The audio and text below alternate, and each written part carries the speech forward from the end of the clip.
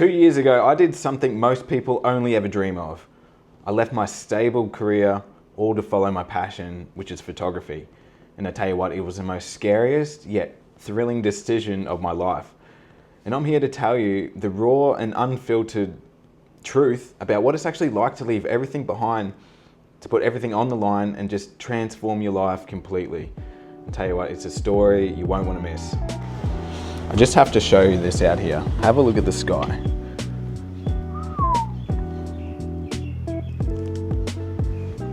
Now for me as a photographer, that sky gets me excited because that means really good color at sunset. So hopefully we can go find a location this afternoon and make the most of this sky, because when I see this, I get inspired to go out and shoot. So let's go. Come on, let's get out of here and see what happens. I have a feeling though, all the good clouds have gone that were here earlier.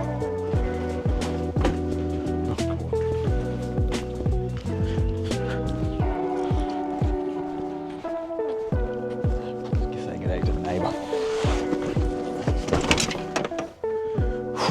Alright, sometimes it's good just to go for a drive anyway. Wrong side, you got to get in the passenger, camera woman. So let me take you back well over 10 years ago now, when I first got into the mining industry. You know, I was at a young age, 18, 19, fresh-faced, not long out of school. And I was a machine operator. So I was just, pretty much my job was to move bulk loads of dirt from one point to the other to uncover the coal that was in the ground. And that was it. That was my day at work. That is coal mining in the simplest version. So how I initially got into the industry was I grew up in a little mining town in the middle of nowhere in central Queensland, population of 300. It was called Bluff. And I'd done my school there, and pretty much what happened with all the kids there, we went straight into mining. There was no talk of university or anything else other than getting into mining, getting an apprenticeship and making big money. That's what this whole town was revolved around, was making as much money as you can and getting into this industry to set yourself up for life. My whole family was in it, so I just sort of, followed suit, and there was really no other option for me. Even though I loved photography back then, I entered the mining industry. So eventually I got myself into fly in, fly out work, which pretty much means exactly that. You fly into work, you do your rostered days on. For me, that was 7 days or 7 nights in a row.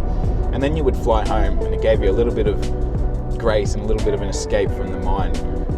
But while I was there, the daily routine I'd start at 3:30 a.m, bloody early, get to work just before 6 o'clock.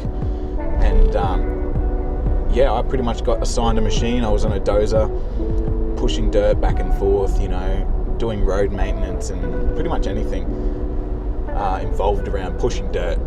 And that's where you'd stay for 12 and a half hours. You'd have 2 half-an-hour breaks, and in those breaks, the conversation always skewed negative because everyone's just as tired and over mining as you are, as I am. In my experience, not many people like the job. They do it for the money. That's what it's always been sold to everyone for, and very rarely do you see people who are passionate about mining, from my experience. So like I said previously, I spent a decade in this industry, and by the end of it, I was starting to really get unhappy, and I actually got depressed there at one stage and went on to medication, all because I just didn't like the industry I was in. I wanted to be this photographer. I had dreams of opening galleries and traveling around, and I knew that is exactly what I was meant to do on this earth, is photography. And I just didn't know how to do it. I was just stuck in this bit of a rut with mining. And this industry, there's a lot of people that spend decades in it as well, and I could clearly see my future laid out in front of me just from the people I was working with. I could see it. They were 60-year-olds. They've been in the industry 30 years. I could see it in their face. They were just so over it and tired. their posture was stooped over, and they were limping just from sitting in these machines all day. And I just used to see that and think, dang, I really don't want that to be me. I know I'm meant for more, and I knew it this whole time. I was just stuck in this mentality that I needed this mining job to set me up, when in reality it was doing the opposite.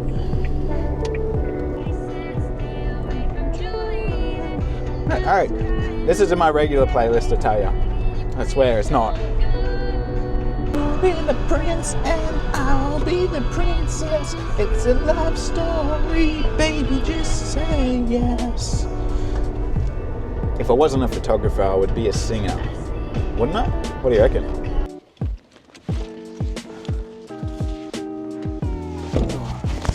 Let's have a look down here. Could be something.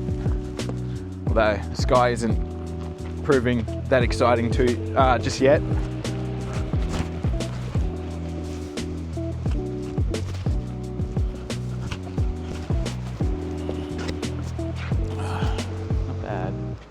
Not bad, but not what I'm after. My love of photography actually started many years ago when I was a kid. The first memories I have actually are with a disposable film camera, the ones you used to get from just the shop. That was sort of my first introduction into this world of photography, and I didn't really know what I was doing at the time. I just knew I could sort of see potential compositions. I remember seeing visually like that would make a good photo, but I didn't actually know what I was doing back then. It wasn't until later on, and I sort of delved into it a bit more when I was older, and I had a digital camera with manual controls. I started to learn a bit more from YouTube and forums and just trial and error. That was sort of the biggest thing. And I learned about film as well. I started shooting on panoramic film camera, which changed the way I shoot completely. That's where my love of panoramic images all came together. It was from this panoramic film camera that I had. So yeah, that was that. And then, it's been a passion of mine since then, all through my working career in mining.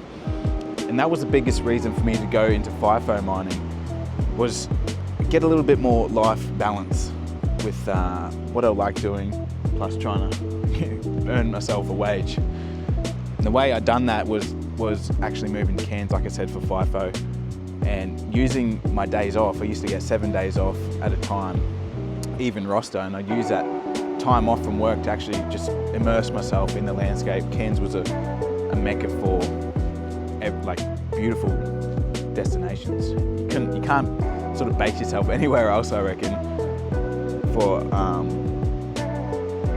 as a landscape photographer, because Cairns was just beautiful. We had the beaches and the rainforest and the reef. So that was a grand plan of moving there. And yeah, that was sort of it. That's how I done it for 8 years. I was in FIFO, shooting on my days off, and then going back to work in a coal mine. It was just two polar opposite worlds, and it started to get pretty challenging at the end. I really just wanted to do my photography full time. I tried to I'd done an exhibition in Cairns and tried to open a gallery in Port Douglas, because this was my dream to do this photography. And it just wasn't happening for me, so something had to change. I needed to make a pretty tough call, and that was to choose one or the other.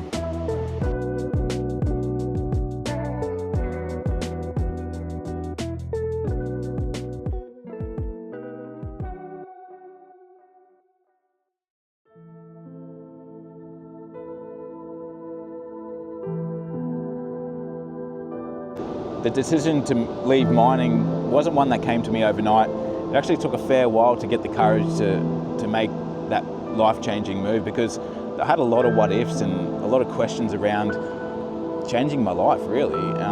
What if it didn't work out? How am I going to get money? All these questions that sort of stalled my progress, really. And I thought I actually had to have a specific amount of money, a safety net, to before I could leave. And it come to the point where I just had to ignore all that, and I handed in my paperwork, put a date on the day I wanted to leave, and that was it. That day came, and I took my last flight out of there and never looked back. I actually didn't tell them I was gonna, not come back. I just sort of left quietly, and it's been 2 years now. And I tell you what, it hasn't been easy. If anyone, this is the reason why people don't tell you how hard it is to follow your passions. Because if you knew in the beginning, you probably wouldn't do it at all. There's definitely been a lot of ups and downs, a lot of stressful moments, embarrassing moments, moments that you feel you want to give up. And I even thought, like, 3 months in, I was like, shit, should I just go back to mining? Because I was dead broke. I didn't have any savings when I left, which one would probably think after a decade in mining I would be a millionaire, but it's not the case. So yeah, that was the exit out of mining. It was sort of soft and quiet, but I stuck to my guns and kept, pretty positive about everything, and just knew eventually it would pay off. The moon is mooning in the sky. We might be able to get a shot later on.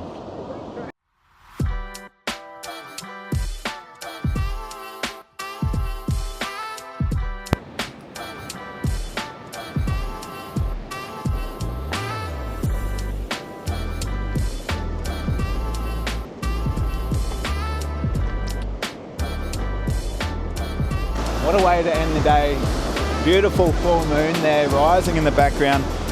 We've got these green rocks here, like they're just contrasting with that dusky blue sky. It's absolutely beautiful, and the moon is actually reflecting off this wet rock.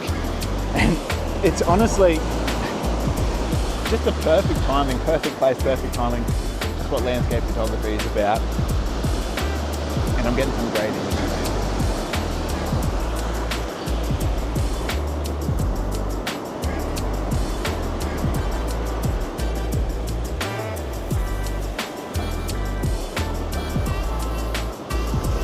Just love this time of the night and this time of the month when it's the full moon.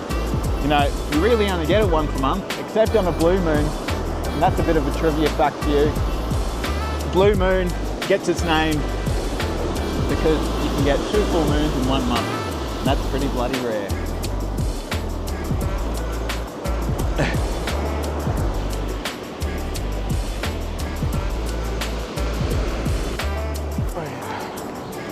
That's it, shoot's over.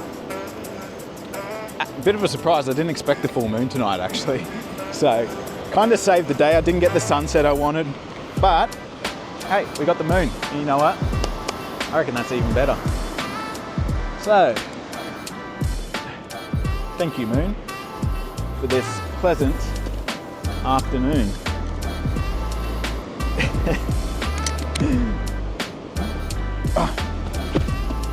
I might come out here in the morning, or I might do a moon set. You know what I mean? That's a good thing about the moon rise and the moon set. If you don't get the moon rise, come out in the morning, and you get the moon set at sunrise. It's a bit of a tongue twister, but if you turn your head that way, you can bite them. Ready? That was kind of lame. What can I hold my hand up? Is that it? Yeah.